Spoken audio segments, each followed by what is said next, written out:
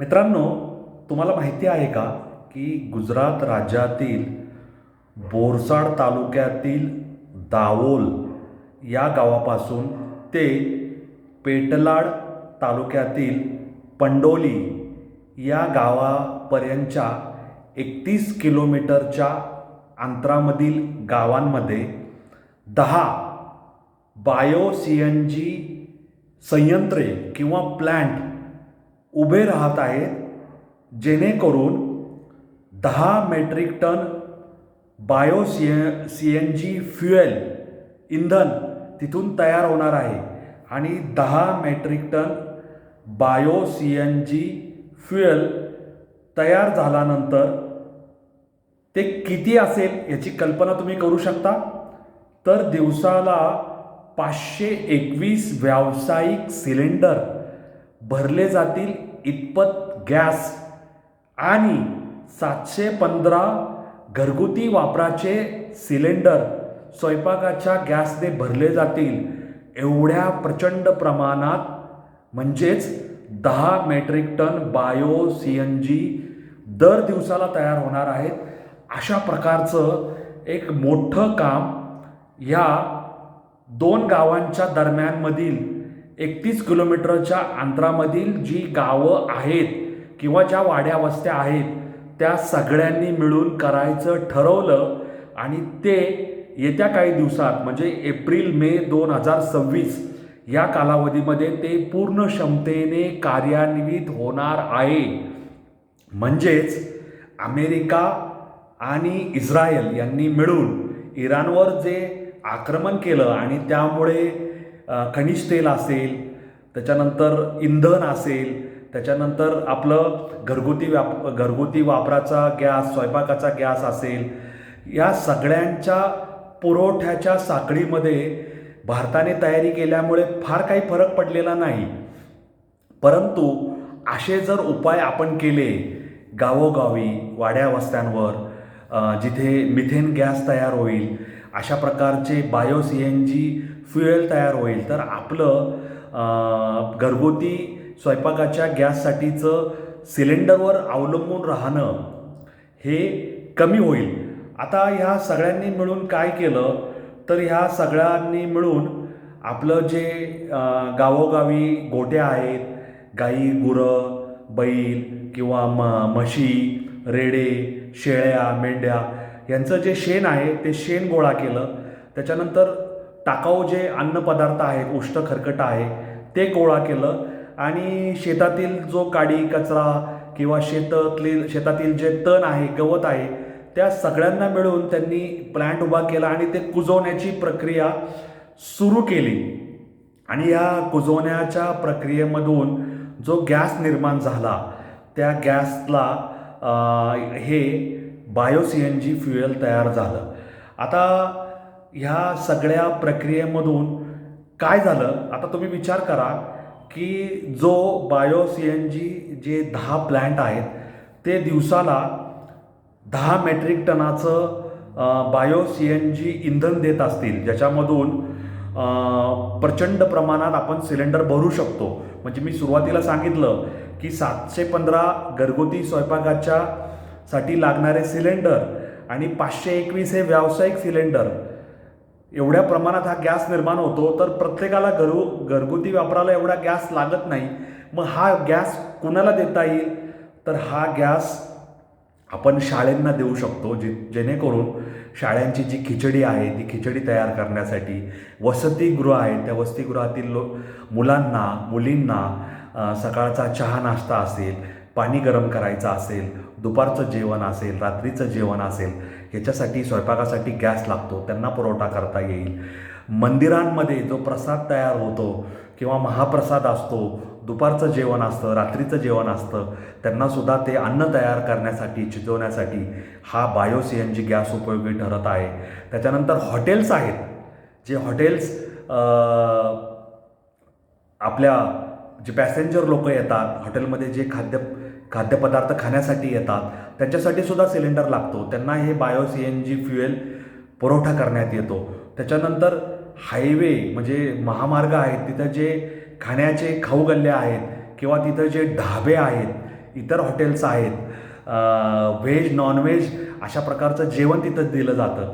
त्यांनासुद्धा pipe network करून त्यांनासुद्धा हा गॅस किंवा हा जो बायो CNG फ्युएल आहे त्याचा पुरवठा केला जाणार आहे, जेणेकरून त्यांच्याकडूनही काही महसुली उत्पन्न प्राप्त होऊ शकेल.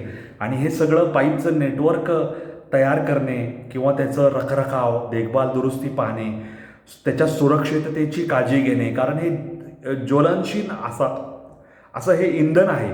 कुठं काही आग फुटलं, गॅस बाहेर लीक झाला तर स्फोट होऊ शकतो, आग लागू शकते.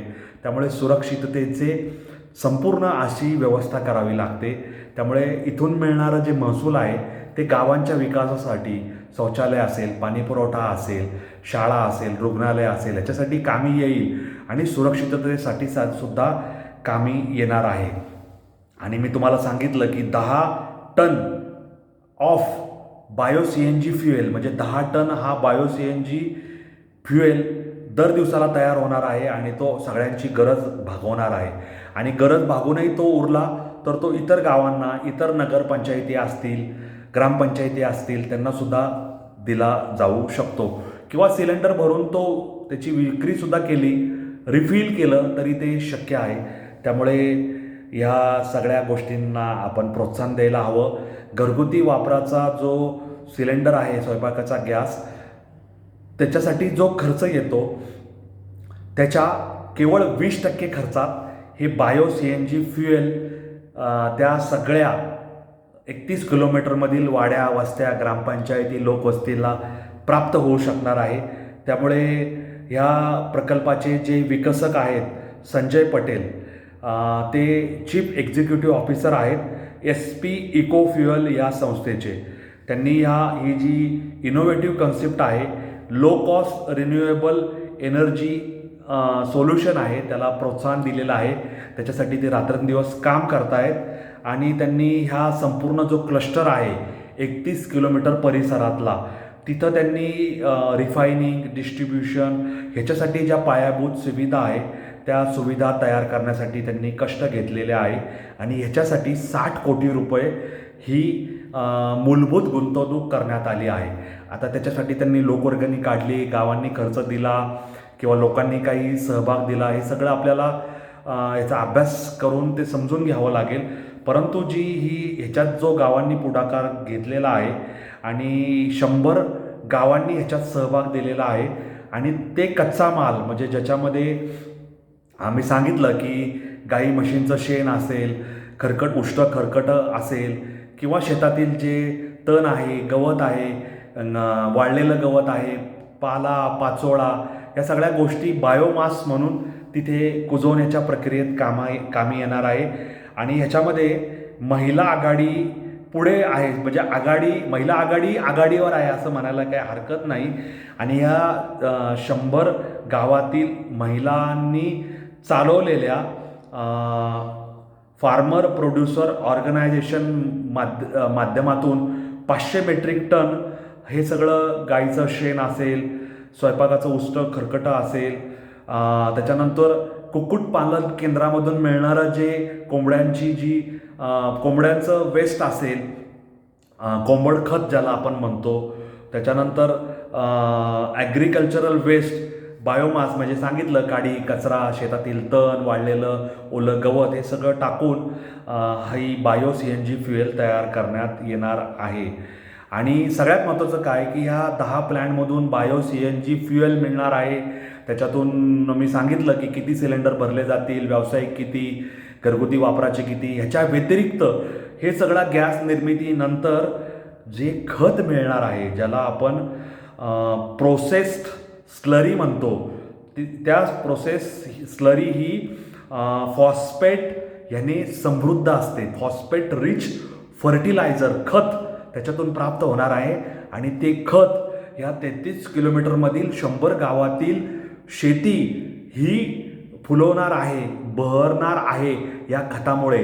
त्यामुळे आम के आम और गुठलियों के भी दाम अशा पद्धतीचं हे काम आहे. आपण ह्या कामांना प्रोत्साहन दिलं पाहिजे, त्याचा अभ्यास केला पाहिजे. देशातील, राज्यातील, आपल्या जिल्ह्यातील जिथं जिथं शेती आहे, गाई म्हशी गुरं ढोरं शेळ्या मेंढ्या आहेत, ह्या सगळ्यांनी आपल्या मिथेनवर किंवा अशा पद्धतीच्या बायो CNG इंधनावर आपलं घरातलं स्वयंपाकाचं काम असेल, शाळांमधलं असेल, वसतिगृहातील असेल, देवळांमधील प्रसाद असेल आणि त्याच्यानंतर हॉटेल ढाबे यांना हे इंधन पुरवून महसुली उत्पन्न वाढवण्याचे प्रयत्न केले पाहिजे.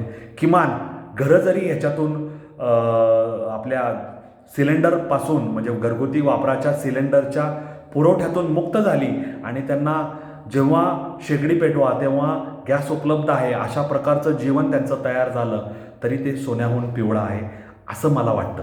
तुम्हाला काय वाटतं हे तुम्ही मला जरूर लिहून सांगायला विसरू नका. कॉमेंट बॉक्समध्ये जरूर याचा उल्लेख करा. आता हे जे मी 10 मेट्रिक टन बायो CNG फ्युएलबद्दल सांगितलं त्याच्यातून किती कोटी रुपये किंवा किती लक्ष रुपयांची आपण वाचवू शकतो दिवसाला हे आपण लक्षात घ्यायला पाहिजे. आपण जर असं म्हटलं की 19.2 किलोचा व्यावसायिक सिलेंडर ह्याची संख्या किती आहे तर 521 दिवसाला आपण घेतले तर त्याची किंमत होते 1,90,165 आणि घरगुती वापराचा स्वयंपाकाचा gas LPG cylinder liquid petroleum gas विकत घेतला तर त्याची एकाची किंमत आहे 700 एकाची किंमत आपल्याला माहिती आहे की 1,000-1,200 रुपयेपर्यंत जाते. तर असे 715 सिलेंडर भरले जाणार आहेत दिवसातून या 10 मेट्रिक टनाच्या CNG फ्युएलमार्फत. तर त्याची दिवसाची किंमत होते 2,60,975 म्हणजे 2,61,000 आणि ते 1,90,000 म्हणजे जवळपास 4,50,000 रुपयांचा गॅस दिवसाला या 10 मेट्रिक टन बायो CNG एकीकडे आणि हा दिवसाच्या LPG सिलेंडरची साधारण 4.5 लाख रुपये किंमत एकीकडे. ह्याची तुलनाच होऊ शकत नाही. या तुलनेचा अभ्यास तुम्ही करावा असं माझं तुम्हाला सांगणं आहे. कॉमेंट तर तुम्ही लिहिणार आहातच परंतु ही तुलना तुम्हाला कशी वाटते याबद्दलही तुम्ही तुमचं मत प्रकटन करा. एकीकडे दिवसाला 4.5 लाख रुपये CNGवर खर्च होणार आहे आणि दुसरीकडे त्याच्या 20% किमतीत आपल्याला बायो CNG फ्युएल इंधन आपल्याला प्राप्त होणार आहे. तेव्हा अशा एनर्जी वाचवणाऱ्या ऊर्जा वाचवणाऱ्या गोष्टींना केंद्राने राज्याने प्रोत्साहन दिलेलंच आहे.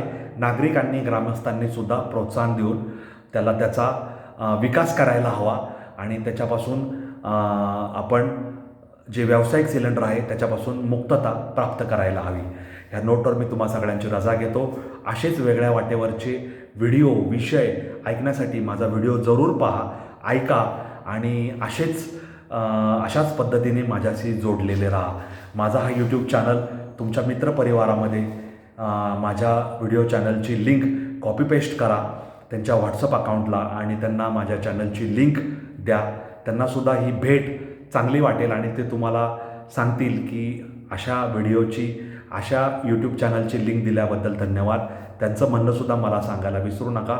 माझ्याशी जोडलेले राहा म्हणजे तुम्हाला असे वेगळ्या वाटेवरचे वेगळे विषय ऐकायला समजायला प्राप्त होतील. या नोटवर मी तुमची रजा घेतो. तुम्हा सर्वांना धन्यवाद देतो. जय हिंद, जय महाराष्ट्र, वंदे मातरम, जय श्रीराम, जय जगन्नाथ, जय सनातन. धन्यवाद.